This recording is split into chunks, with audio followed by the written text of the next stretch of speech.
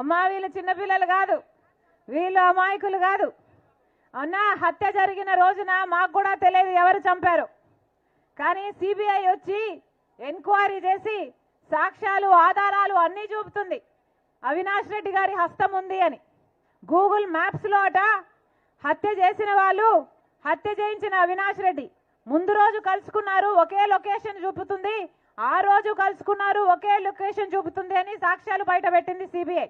అలాగే phone call records, చంపిన వాళ్ళు, చంపిన అవినాష్ రెడ్డి గారు, సంపించిన అవినాష్ రెడ్డి గారు అంతకు ముందు రోజు ఫోన్లు మాట్లాడుకున్నారు, ఆ రోజు కూడా ఫోన్లు మాట్లాడుకున్నారు, రాత్రి కూడా వాళ్ళ యాక్టివిటీ ఉంది అని సిబిఐ ఆధారాలతో సహా చూపిస్తుంది. డబ్బులు మారాయి, 40 కోట్ల కంట మాట్లాడుకున్నారు. ఎవరి దగ్గర ఉంటుందమ్మా అంత డబ్బు? అవినాష్ రెడ్డి గారు కాకపోతే ఎవరు చంపినట్టు, ఎందుకు చంపినట్టు? 5 కోట్లు డబ్బు కూడా తీసుకున్నారు అని సిబిఐ ఆధారాలు చూపుతుంది. ఇన్ని సాక్ష్యాలు ఆధారాలు ఉండి కూడా 5 సంవత్సరాలుగా ఇప్పటి వరకు ఒక్క చెయ్యి కూడా పడలేదు అవినాష్ రెడ్డి గారి మీద. ఎందుకని? ఎందుకంటే సాక్షాత్ ముఖ్యమంత్రి జగన్మోహన్ రెడ్డి గారే అధికారాన్ని అడ్డేసి మరీ కాపాడుతున్నారు కాబట్టి. సిబిఐ కర్నూలు వరకు వెళ్ళింది అవినాష్ రెడ్డిని అరెస్ట్ చేయాలి అని. 3 రోజుల పాటు భయభ్రాంతులకు గురి చేశారు. పోలీసుల్ని, మూకల్ని అందరినీ పెట్టి అవినాష్ని 3 రోజుల పాటు లా అండ్ ఆర్డర్ ప్రాబ్లం సృష్టించి సిబిఐని ఉట్టి చేతులు పంపించేశారు. మరి అధికారం ఇచ్చింది దేనికమ్మా? ఇలాంటి హంతకులను కాపాడడానికా? దేనికిచ్చారు అధికారం? ఈ రోజుటి వరకు జగన్మోహన్ రెడ్డి గారు సమాధానం చెప్పలేదు. గొడ్డలి వేట్లతో 7 సార్లు నరుకుతే వివేకానంద రెడ్డి గారి ఎముకలు బయటకు వచ్చాయి, ఆయన మెదడు బయటకు వచ్చిందట, ఇల్లంతా రక్తం అయిపోయిందట. అయినా కానీ ఆ రోజు సాక్షి టీవీలో మాత్రం హార్ట్ అటాక్ అని చెప్పారు. హార్ట్ అటాక్ నడిపేది ఎవరమ్మా? జగన్మోహన్ రెడ్డి గారి భార్య. మరి ఎందుకు అలా చెప్పారు అని ఈ రోజుటి వరకు జగన్మోహన్ రెడ్డి గారు ప్రజలకు సమాధానం చెప్పారా? చెప్పలేదు. హత్య జరిగిన రోజు సిబిఐ ఎంక్వైరీ కావాలి అని జగన్మోహన్ రెడ్డి గారు అడిగారు. తర్వాత ఆయన ముఖ్యమంత్రి అయ్యాక సిబిఐ ఎంక్వైరీ అవసరం లేదు, సిబిఐ ఎంక్వైరీ వేస్తే అవినాష్ రెడ్డి బీజేపీ పార్టీకి పోతాడు అని సునీతమ్మకు చెప్పాడు జగన్మోహన్ రెడ్డి గారు. ఇది న్యాయమేనా? ఇది న్యాయమేనా?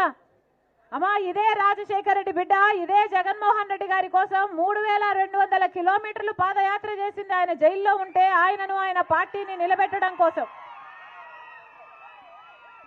కానీ ఈరోజు ఇదే షర్మిలమ్మ, ఇదే రాజశేఖర రెడ్డి బిడ్డ ఇంత అన్యాయం జరుగుతుంది కాబట్టి వ్యతిరేకిస్తుంది. నేను రాజశేఖర రెడ్డి బిడ్డను, పులి కడుపున పులే పుడుతుంది, దేనికి భయపడేది కాదు రాజశేఖర రెడ్డి బిడ్డ. అన్యాయం జరుగుతుంటే సహిస్తూ చూస్తున్నది కూడా కాదు రాజశేఖర రెడ్డి బిడ్డ. ఆ రోజు అవసరం కాబట్టి పాదయాత్ర చేశాము, ఈ రోజు అన్యాయాన్ని అడ్డుకోవడం అవసరం కాబట్టి ఎదురు నిలబడింది రాజశేఖర రెడ్డి బిడ్డ. నేను చేసింది తప్ప? నేను చేసింది తప్ప? వివేకానంద రెడ్డి గారు ఎవరమ్మా? సొంత తమ్ముడు, రాజశేఖర రెడ్డి గారి సొంత తమ్ముడు. అలాంటి సొంత తమ్ముడిని 7 సార్లు గొడ్డలితో నరికి అంత మంచి మనిషిని, ఎంత మంచి మనిషి అంటే ఎవరైనా వివేకం సార్ మాకు పని ఉంది అని పోయి అడిగితే వాళ్ళని ఈయన బండిలోనే కూర్చోబెట్టుకొని ఆ కలెక్టర్ ఆఫీస్ వరకు తీసుకెళ్లి ఆ సమస్యను అక్కడికక్కడే పరిష్కరించేవాడు వివేకానంద రెడ్డి గారు. రికార్డులు చూస్తేనట, ఈయన ట్రైన్ టికెట్లు చూస్తేనట నెలలో 25 రోజుల పాటు ట్రైన్లలోనే తిరుగుతాడట.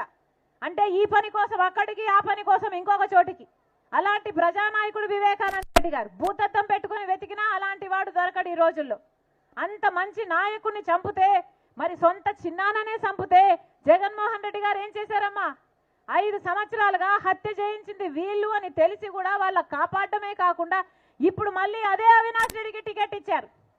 అంటే హత్య చేయించిన వాళ్ళే మళ్ళీ గెలవాలి, అధికారంతో తప్పించుకొని తిరగాలి, ఇలాంటి వాళ్ళే చట్టసభలకు వెళ్ళాలా?